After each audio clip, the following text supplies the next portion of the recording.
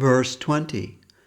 Datvayamiti yadanam diyate nupakarine deshikali cha patre cha tadanam satvikam smritam. Charity that is given without any expectation of reward, at a proper place, at an auspicious time, to a qualified recipient with the mentality that it should be given, is in the mode of goodness. Verse 21. Yatu pratyupakarartam palamudishava punaha diyate cha pariklistam tadanam rajasam smritam. However, charity that is given reluctantly, with the expectation of return, and with the selfish desire for results, is in the mode of passion. Verse 22. Adesha kali adanam apatrebhyas chadiyate asakritam avajnatam tattamasam udahritam. Charity that is given with disdain at the wrong time and place to an unworthy beneficiary is said to be in the mode of ignorance. Anuriti by Srila Guru Maharaj. Now the ideal of charity is being discussed. What types of charity should be performed, to whom, and for what purpose? It is certainly the duty of every person to look out for his fellow human being. As such, no one should go hungry in this world, be without clothing, proper shelter, education, or sufficient medical care. That is the ideal for human society. But our present reality is quite different. There are shortages of food, inadequate clothing, shelter, education, and medical treatment in many places in the world, causing millions of human beings to suffer unnecessarily. This suffering, however, is not due to a lack of commodities as much as it is due to mismanagement and hoarding. There are sufficient facilities to maintain everyone on this earth in a proper state of health and well-being, but the facilities are simply mismanaged. And more to blame than the mismanagement between the haves and the have-nots of this world is hoarding. There is enough wealth in the world to easily solve the problems facing humanity, particularly that of hunger, but that wealth is being hoarded by a very small minority of people. They have amassed so much that no individual could spend or use that much wealth within one or even a dozen lifetimes. Corporate giants receive millions of dollars in annual bonuses, while millions of children die each year due to malnutrition. Is this not shameful? Charity, like other things discussed in this chapter, is also in the different modes of nature, according to how it is given and whom it is given to. There is charity in goodness, passion, and ignorance, as stated by Sri Krishna above. But ultimately, the highest charity is to give that which helps the human beings bring an end to all material miseries and even to death itself. Such charity is the distribution of the spiritual wealth found in Bhagavad Gita. The root cause of all suffering in the world is a lack of understanding of who we are, where we have come from, what the purpose of life is, and where we will go at the time of death. One who understands these things from the perspective of Bhagavad Gita becomes full in knowledge, free from the illusion of the body as a self, and ultimately defeats death. This is the highest gift and greatest charity that one can give a fellow human being. Verse 23. Om Tat Saditi Nirdesho Brahmanastri Vidasmitaha Brahmanastena Vedascha Jagnascha Vihita Pura. The three words Om Tat Sat are described by the Vedas to represent the absolute truth. In ancient times, the Brahmins, the Vedas, and the process of sacrifice were manifested from these three words. Verse 24. Tasmadam ityudahrita jagnadana tapakriyaha pravartante vidhanokta satatam brahmavadinam.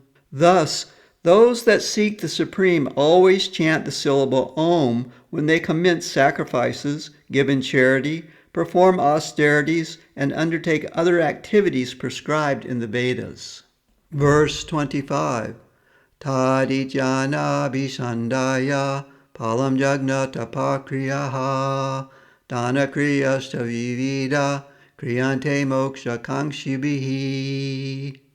By uttering the word tat, those that aspire for liberation perform various types of sacrifices, austerities, and charity without the selfish desire to enjoy the results. Verse 26. Sadbhave sadhubhave cha sadidyeta prayuchate prashaste karmani tata satchada parta uchate. The word sat indicates the nature of the Absolute, as well as the sadhus that seek him. Therefore, O Partha, the word sat is uttered during all virtuous activities. Verse 27.